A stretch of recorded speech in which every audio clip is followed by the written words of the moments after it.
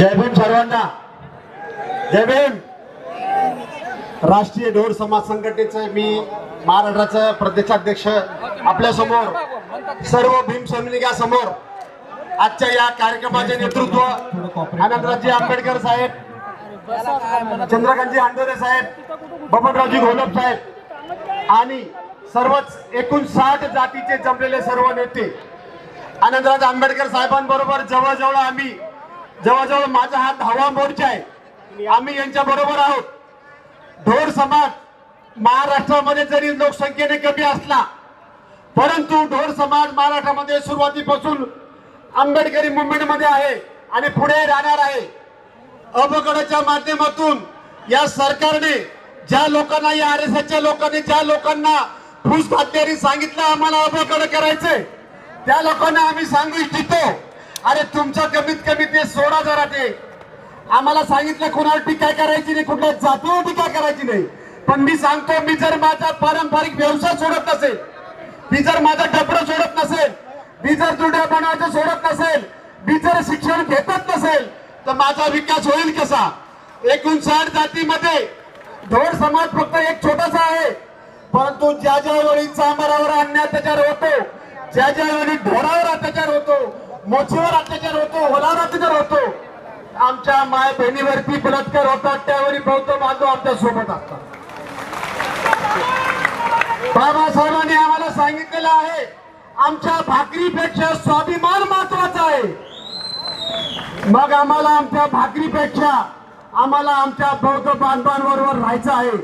या आरएसएस सरकारने, आरएसएसच्या लोकांनी सांगितलं की 59 जाती वेगळ्या पडतील आणि बौद्ध बांधव वेगळा होईल, चुकीचं ठरलं। 59 जाती या फुले शाहू आंबेडकरांच्या विचाराबरोबर आहे। 59 जातींना 13% आरक्षण मिळालेलं आहे आणि या 13 भाकरी आम्ही 59 लोक मिळून खात आहोत। 13 भाकरी आम्ही 59 लोक मिळून खात आहोत। कुठल्या प्रकारची अडचण नाही, काय नाही। गावाच्या बाहेर राहणार आम्ही ढोर समाज, मोची, कबीर, होलार हे सर्व लोक आहोत। या सर्व लोकांनी कधीच आपसामध्ये भांडण केलं नाही। तर मी या आजच्या मोर्चाच्या माध्यमातून सांगतो, महाराष्ट्राचा संपूर्ण ढोर समाज आंबेडकरी समुदायाच्या बरोबर आहे। जास्त काय वेळ घेणार नाही। आमच्या या ठिकाणी महाराष्ट्राचे सचिव फुलपगार साहेब सर्व या आंबेडकरी समाजाबरोबर आहेत। जय भीम, जय महाराष्ट्र। डॉक्टर बाबासाहेब आंबेडकरांनी लुधियानामध्ये, पंजाबमध्ये 1951ला एका सभेमध्ये म्हटलं की मातंग, महार, चांभार, भंगी आणि एससीतल्या सर्व जाती एका वंशाच्या आहेत आणि भविष्यामध्ये त्या एकत्र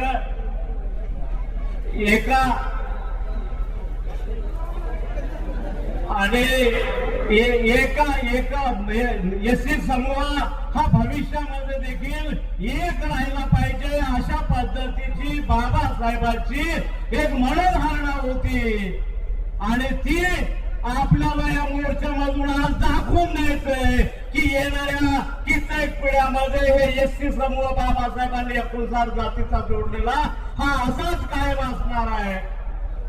बाबासाहेब जिवंत असताना मातंग समाजाच्या लोकांनी बाबासाहेबांच्या सोबत धर्मांतर करण्याचे निर्णय घेतले, परंतु सकट आणि वायदंड नावाचे 2 बदमाश मागायचे त्या काळातले पुढारी आरएसएसचे प्रचारक होते, पगारी नोकर होते। त्यांनी बाबासाहेबांच्या विरोधामध्ये वातावरण निर्माण केलं, मातंग समाजाला रोखून धरलं। त्यांच्याच अवलादी आज मातंग समाजामध्ये काही जिवंत आहेत आणि ते अवलादी उपवर्गीकरण झालं पाहिजे असं म्हणत आहेत। आणि उपवर्गीकरण ही काही मातंग समाजाची मागणी नाही, ही मागणी कोणाच्या डोक्यातून आली? त्या बदमाश मोहन भागवतच्या डोक्यातून ही कल्पना आली, ही मागणी आली। ही आरएसएसची मागणी आहे, मातंग समाजाची नाही। काही लोक आपल्या किंवा मातंग समाजाची ही मागणी आहे। तर मी अण्णाभाऊ साठे पीपल्स फोर्सच्या संघटनेचा संस्थापक आहे. माझा समाज कुठल्या अवस्थेतून जातो आहे मला माहिती आहे. आजही मातंग समाजाचे पोटा पाण्याचे प्रश्न सुटले नाही, त्याचं वैचारिक प्रबोधन नाही, त्याला चळवळ नाही. बिन नेत्याचा समाज आहे. नेता होण्याच्या लायकीचा मातंग समाजामध्ये अजून कोणी आला नाही. आला असेल तर दाखवा, त्याच्या चरणावर मी माथा टेकवायला तयार आहे. आणि मग ही मागणी कोणाची आहे? उपवर्गीकरण झालं पाहिजे. फडणवीस असेल, एकनाथ शिंदे असेल, उद्धव ठाकरे असेल, शरद पवार असेल किंवा नांदेडचा अशोकराव चव्हाण असेल, यांचे काही दलाल कार्यकर्ते माझ्या समाजात आहेत. त्या बदमाशांची ती मागणी आहे, मातंग समाजाची नाही. मित्रांनो, मातंग समाज हा भोळा बाबडा समाज आहे. मातंग समाज हा अडाणी समाज आहे. मातंग समाजामध्ये परत एकदा सांगतोय की उपवर्गीकरणाची मागणी करणारे कोण बदमाश आहेत? मातंग समाजाच्या जर एखाद्या हमाली करणाऱ्या, मातंग समाजाच्या वेळबिगार असणाऱ्या, बँड वाजवणाऱ्या एखाद्या गरीब मातंग समाजाच्या माणसाला म्हटलं असतं की बहुतांची प्रगती झाली, आमची नाही, तर एक कार्यकर्ता म्हणून मी कदाचित मान्य केलं असतं. परंतु मातंग समाजाचा जो आमदार झालाय, मातंग समाजाचा जो मंत्री झालाय, मातंग समाजाचा जो नगरसेवक झालाय, मातंग समाजाचा जो झडपी मेंबर झालाय, मातंग समाजाचा जो बदमाश सरपंच झालाय, या अशा करोडो रुपये कमवलेल्या गद्दारांची ही मागणी आहे. मातंग समाजातल्या गोरगरीब भोळ्या बाबड्या लोकांची नाही. मातंग समाज हा खराच अडाणी आहे. मातंग समाज हा गरीब आहे. मातंग समाज भोळा आहे. आणि किती भोळा असेल? काही आंबेडकरवादी लोक म्हणतात, अरे या मागांना कळत नसेल का, बाबासाहेबांनी एवढं केलं तेवढं केलं. खरंच कळत नाही, कारण वैचारिक प्रबोधन मातंग समाजाचं झालं नाही. ती चळवळ समाजामध्ये कोणी राबवलेली नाही. अरे एवढ्या जर गोष्टी मातंग समाजाला मनोमन कळल्या असत्या तर काय मार खायची हौस आहे काय मातंग समाजाला? अरे गावागावात आजही पाटलांच्या समोर मातंग समाजाच्या माणसाला खालीमान घालून जगावं लागतं. आजही गावामध्ये अनेक पारावर मांडण्याचा नवरदेव गेला म्हणून बायका लेकरांना मारलं जातं. रुद्रवाडीमध्ये मातंग समाजाची शारूबाई शिंदे नावाची महिला सरपंच होती. त्या गावातला एक मातंग समाजाचा पोरगा रुद्रवाडी मधला तिथल्या पारावर नवरदेव गेला. अरे कोणी नवरा देखील आपल्या बायकोला मारू शकत नाही, एवढा त्या मातंग समाजाच्या शालूबाई शिंदेला सरपंच असलेल्या रुद्रवाडीच्या बाईला इथल्या जातीयवादी लोकांनी मारलं. आणि मार खायची हौस आहे म्हणून मार खातो का समाज? आणि एवढा अत्याचार होऊन देखील गाणे मातंग समाजाचे एक कार्यकर्ता म्हणून आम्हाला लाज वाटतात की आमच्या आया बहिणीवर अन्याय होताना आम्ही बघतोय. गावोगाव मातंग समाजाच्या कार्यकर्त्यांना खेटरानं मारलं जाते आणि गाणे मांग म्हटलं की कॉलर काय आणि हलगी मांगाची त्या हलगीच्या त्या मांगाच्या वाद्यामध्ये तो गुंग आहे, त्याला कुठलंही कळालेलं नाही. आणि हा मातंग समाजातले काही बदमाश कार्यकर्ते फडणवीसांच्या हाताला लागले. मातंग समाज बोला आहे, मातंग समाज अडाणी आहे, मातंग समाज गरीब आहे. त्याला माहिती नाही उपवर्गीकरण म्हणजे काय, आपला फायदा का तोटा. फडणवीसला काही या मातंग समाजाच्या भोळ्या बाबड्या गोरगरीब अडाणी लोकांचा फायदा घेण्यासाठी स्वतःची खुमखुमी फडणवीसला आहे. फडणवीसला सत्तेचा माज चढला आहे मातंग समाजाच्या अडाणी लोकांचा, मातंग समाजाच्या भोळ्या बाबड्या लोकांचा निमित्त मात्र फायदा घ्यायचा. आणि त्या बदमाशाला बाबासाहेबांनी निर्माण केलेल्या या 59 जाती समूहामध्ये फूट पाडायची आहे. लातूरला एक मागाचा मोर्चा झाला. या महाराष्ट्रातल्या आंबेडकर वाद्यांनी ज्याला डोक्यावर उचलून घेतलं तो साला एका पोतराजाच्या जवळ उभा राहतो आणि म्हणतो उद्या जर उपवर्गीकरण झालं तर मातंग समाजाचा प्रत्येक जिल्ह्यामध्ये एसपी कलेक्टर होईल. काही येड्यांना माझा समाज गरीब असल्यामुळं कदाचित वाटू शकतोय अरे हा असं म्हणतोय, परंतु हे कसं शक्य आहे? त्याला तर लाज वाटत नाही. अरे मातंग समाज तर आडाणी आहे, भुवा दाबला आहे आणि महाराष्ट्राच्या प्रत्येक जिल्ह्यात एसपी कलेक्टर उपवर्गीकरण झाल्यावर तुला बाप करणार आहे का? तेवढ्या जागा उपलब्ध होणार आहेत का? दुसरा एक उदगीरचा माझे आमदार आहे बदमाश, तो त्या मोर्चामध्ये एका माणसाला विचारतो आणि म्हणतो बाबाला तुला पगार किती मिळतो? तो म्हणतो मला 10,000 मिळतो, वर्षाचे 1,20,000 होतात. आणि इकडं एकाला विचारतो याच्या पोराची फी किती आहे? 2.5 लाख, आणि म्हणून आम्हाला वर्गीकरण पाहिजे. अरे किती बदमाश आहे साला माझे आमदार सुधाकर भालेराव. उपवर्गीकरण झालं तर त्याचे 2.5 लाख आणि तुझा बाप देणार आहे का? त्या वर्गीकरणाचा, रिझर्वेशनचा, नोकरीचा आणि तुझ्या पोरांची फी भरायचा कुठला संबंध आहे? कोण देणार?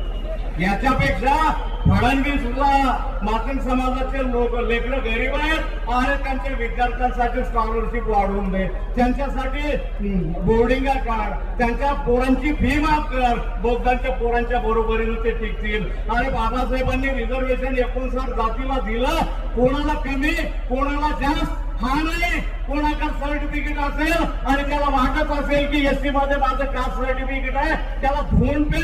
बाबासाहेबांनी तुमच्या जातीला रिझर्वेशन दिलं नाही, बाबासाहेबांनी एसटी प्रवर्गाला रिझर्वेशन दिलंय.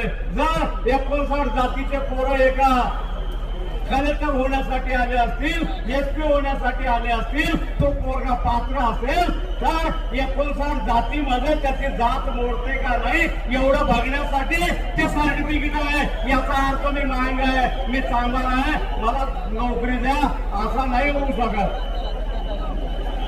आदरणीय आनंदराज आंबेडकर साहेबांचं आगमन होत आहे आणि मी एका मिनिटात या ठिकाणी थांबतो. मित्र हो, फडणवीस याच्यामध्ये ती कुंकुमी आहे. आज आनंदराज आंबेडकर साहेब इथून आदेश देतील आणि फडणवीसाला ते बंद करावं लागेल. आणि एकच हातात मी सांगतो की इथल्या आंबेडकरवाद्यांना मी एक चिंतन करावं त्यांनी की बाबासाहेबांनी मातंग समाज तुमच्या मागे का आला नाही, तर बाबासाहेबांनी महामान परिषदा घेतल्या होत्या. बाबासाहेबांच्या नंतर इथल्या बाबासाहेबांच्या अनुयायांनी घेतल्या नाहीत, म्हणून मातंग समाज दूर आहे. त्या मातंग समाजाला जोडण्यासाठी इथल्या बौद्धांनी येणाऱ्या काळामध्ये मातंग महार परिषदा किंवा मातंग बौद्ध परिषदा घ्याव्या. माझं जास्त होतंय, मी एवढंच बोलतो आणि परत एकदा सांगतोय की मी बाबासाहेबांनी काढलेल्या मिलिंद कॉलेजचा विद्यार्थी आहे. मला इथं बोलण्याची संधी दिली, संयोजकांना धन्यवाद देतो. सांगतो जय भीम, जय भारत. शिक्षण हे वाघणीचं दूध आहे. जे कोणी प्राशन करेल ते गुरगुरल्याशिवाय राहणार नाही. आम्ही ते दूध प्राशन केलं आणि गुरगुरतोय. आणि या महाराष्ट्रातला बौद्ध समाज फक्त स्वतःसाठी गुरगुर करत नाही, तर या महाराष्ट्रातल्या मातंगासाठी पण गुरगुरतोय. या महाराष्ट्राचा चर्मकार असेल, दोर असेल, डकलवार असेल, गारुडी मांग असेल, या कॅटेगरीतील छोट्या छोट्या जातीला सोबत घेऊन करण्याचं काम बाबासाहेबांनी केलं आणि बाबासाहेबांच्या नंतर बाबासाहेबांच्या अनुयायांनी केलं आणि आज आनंदराज आंबेडकर करत आहेत. परंतु ही बौद्धाची प्रगती, आमचा विकास झाला म्हणे. आम्ही या मोर्चाच्या माध्यमातून ग्रामीण भागात ज्यावेळेस फिरतो, आम्ही पाहिलं आजही आमच्या घरावरची पत्र निघाले नाही. आजही आम्ही 10 बाय 12च्या खोलीमध्ये 5-5 लोकांचं कुटुंब राहतो. शहरामध्ये राहणाऱ्या काही ठराविक लोकांचा विकास झाला असेल, परंतु सर्व लोकांचा विकास झाला नाही. 100% आरक्षणाची अंमलबजावणी झाली नाही. आम्ही आरक्षण लावा म्हणून यांच्या मागे लागलं पाहिजे, तर आम्हाला दिलेलं आरक्षण हे काढून घ्यायच्या पाठीमागे लागलेले आहे. मातंग तो एक बहाणा आहे, आरक्षण खत्म करणं हे इनका निशाणा आहे. तुम्ही आंध्र प्रदेशात करून प्रयोग पाहिला असेल, आंध्र प्रदेशचे लोक शांत बसली. तुम्ही पंजाब मध्ये केलं तेही तुम्हाला जमलं, पण महाराष्ट्रात असा प्रयोग करून पाहायला तुम्ही जमणार नाही, जमू देणार नाही. 77 वर्ष या महाराष्ट्रातल्या बौद्धांनी या महाराष्ट्रातल्या छोट्या छोट्या जातीसाठी संघर्ष केला आणि आज हे महाराष्ट्र सरकार या बौद्धाला एकाएकी पाडू पाहत आहे आमच्या लक्षात आलंय. या बौद्धामध्ये जी ताकद आहे, जी उर्मी आहे, जी गुर्मी आहे, ती गिरवण्याचा महाराष्ट्र सरकार प्रयत्न करत आहे. परंतु हे स्वप्न तुमचं स्वप्नच राहील. कारण या महाराष्ट्राला चर्मकार समाजाचा बौद्धाच्या खांद्याला खांदा लावून या आंदोलनामध्ये यायला तयार आहे. तुम्ही पैसा, तन, मन आणि धन देऊन. तुम्हाला सर्वांना माहित असेल फडणवीसजी, अरे साधा ग्रामपंचायत मध्ये निवडून आलेला सदस्य सुद्धा खोटं बोलायला लाजतो. तुम्ही या राज्याचे मुख्यमंत्री आहेत तरी विधान भवनामध्ये, विधानसभेमध्ये खोटं बोलताय. आम्ही शिकले सवरलेले आहेत. ज्या जजमेंटचे जजमेंट आलेलं आहे, जे कोर्टाचा आदेश आहे, तो उपवर्गीकरण करा असा आदेश नाही, फक्त दिशानिर्देश आहेत. तुम्ही करू शकता. ज्या ज्या लोकांनी बाबासाहेबांच्या सोबत आणि चळवळीच्या सोबत गद्दारी केली त्यांना आतापर्यंत काळानं माफ केलं नाही. तुम्हाला माहित असेल आम्हाला महाराष्ट्रामध्ये नामांतर पाहिजे होतं. 16 वर्ष संघर्ष झाला. इंदिरा गांधीच्या कानावर गेलं, तिने दखल घेतली नाही. 46 गोळ्या छाताळात खावा लागल्या. ज्या वाजपेयी सरकारनं भारतीय संविधानाची समीक्षा केली, भारताच्या संविधानाची समीक्षा तर करू शकले नाही, घटना बदलू शकले नाही, स्वतःचे दोन्ही गुडघे बदलून घ्यावे लागले. बाबासाहेबांच्या विरोधामध्ये तो भाऊराव बोरकर निवडून आला, विमान अपघातामध्ये चुराडा झाला. फडणवीस सरकार, तुम्हाला या व्यासपीठाच्या माध्यमातून आम्ही संदेश देतो, जर तुम्ही बाबासाहेबांच्या अवधीला छळत असाल तर तुम्हालाही काळ माफ करणार नाही. हा आमचा विश्वास आहे.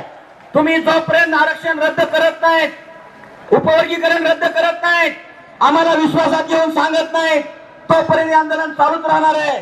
माझी भीमसैनिकांना एवढीच विनंती आहे, याच्या पुढचा टप्पा आम्हाला रस्त्यावर उतरून लढावं लागला तरी चालेल, आमच्या रक्ताचं पाणी झालं तरी चालेल, परंतु बाबासाहेबांचा प्रगतीचा रथ आपल्याला पुढे न्यायचा आहे, मागे जाऊ द्यायचं नाही. एवढीच विनंती करतो आणि थांबतो. जय भीम, जय भारत. यानंतर या आंदोलनामध्ये सुरुवातीपासून आपल्या सोबत असणारे व आर्थिक बाबतीत असतील व सर्व बाबतीमध्ये सक्षमतेने एक समाज आपल्या पाठीशी ठामपणे उभा आहे, तो म्हणजे चर्मकार समाज. त्या चर्मकार समाजाचे राष्ट्रीय अध्यक्ष, चर्मकार महासंघाचे राष्ट्रीय अध्यक्ष, माजी मंत्री आदरणीय बबन घोलप सर यांना नम्रपूर्वक विनंती करतो की आपण सभेला संबोधित करावं.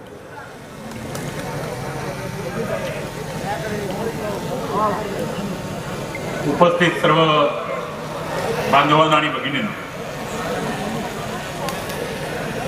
आनंदराज आंबेडकर साहेबांच्या मार्गदर्शनाखाली संपूर्ण महाराष्ट्रामध्ये आमचे मोर्चे सुरू आहे. पहिल्या दिवसापासून आम्ही बरोबर आहोत. चर्मकार समाजाने जेव्हा हा निर्णय जाहीर झाला तेव्हापासून आंदोलनं सुरू केलेली आहे. महाराष्ट्रातल्या प्रत्येक कलेक्टरला निवेदन देऊन आम्ही निषेध नोंदवलेला आहे. मी आपल्याला सगळ्यांना सांगू इच्छितो, आपल्या ज्या एकूण 60 जाती आहेत त्याच्यापैकी काही एखाद्या 2 माणसाला काही वाटलं असेल म्हणून त्यांनी विरोध जरी केला असेल तर त्याला शिव्या देत बसू नका. त्याला आपलं कसं करता येईल, त्याला समजून कसं सांगता येईल, हा किती मोठा धोका आहे, याबाबतची जर समजून सांगितलं तर निश्चितपणानं सगळ्यांच्या लक्षात येईल. आपण सगळ्यांनी मिळून हा लढा दिला. त्यात सगळ्यात आज नांदेडचे जेवढे आयोजक आहेत त्यांना मनापासून धन्यवाद देतो. अतिशय शिस्तबद्ध आणि चांगल्या पद्धतीने आपण आयोजन केलं. अशाच पद्धतीनं समाजाची एकजूट राहिली तर आपल्याला कोणी हरू शकत नाही आणि आपली जीत कोणी रोखू शकत नाही. अशा प्रकारचं नियोजन केलं, त्याबद्दल तुमच्या सगळ्यांचे आभार मानतो. बांधवांना आपल्याला बाबासाहेबांनी 13% आरक्षण दिलं मागासवर्गीय. ते काही कोणत्या जातीला दिलं नाही. तर मागासवर्गीय मिळून तो शिकेल, तो आपली प्रगती करू इच्छितो, तो निश्चितपणानं त्या आरक्षणाला पात्र ठरला आणि आतापर्यंत गेले 70 वर्षाच्या पलीकडे आपण गेलोय आणि अतिशय चांगलं गुन्हेगार जातो. पण सुप्रीम कोर्टाचा निर्णय पुढं करून कुठेतरी आपल्यामध्ये फूट पाडण्याचा जो प्रयत्न आहे तो आपल्याला अजून पाडायचा आहे. आणि म्हणून आपल्या महाराष्ट्रामध्ये ही शक्ती प्रदर्शनं चालू आहे. ह्या शक्ती प्रदर्शनामध्ये आमचा समाज 100% सहभागी आहे आणि आनंदराव साहेबांच्या बरोबर आम्ही पहिल्या दिवसापासून जोडलेलो आहे आणि शेवटसुद्धा राहू. काल मला कार्यकर्त्यांनी विचारलं, साहेब उद्या घोषणा काय द्यायच्या? त्यांना म्हणलं पहिली घोषणा ही द्या, कल भी आंबेडकर आज भी आंबेडकर. म्हणजे आपल्या त्या काळात सुद्धा आंबेडकरच होते आणि आजही आंबेडकर आपल्याबरोबर आहे आणि आपण सुद्धा आंबेडकरांच्या बरोबर राहायचं अशा प्रकारचा आमचा निर्णय आहे. त्याच्यामुळे याच्यामध्ये कुठे संदेह नाही. आपल्याला साहेबांना ऐकायचं आहे. मी पण जास्त वेळ बोलू शकतो, पण ते बोलण्यापेक्षा आपण एकजुटीने राहा. आमच्या चर्मकार बांधवांना तुम्ही सांभाळून घ्या, त्याच्या पाठीशी उभे राहा. आम्ही पण तुमच्या पाठीशी आहे. असं एकमेकाच्या गळ्यात गाळ घालून हात घालून आपण हा लढा जिंकू. निश्चितपणानं जिंकल्याशिवाय राहणार नाही. धन्यवाद.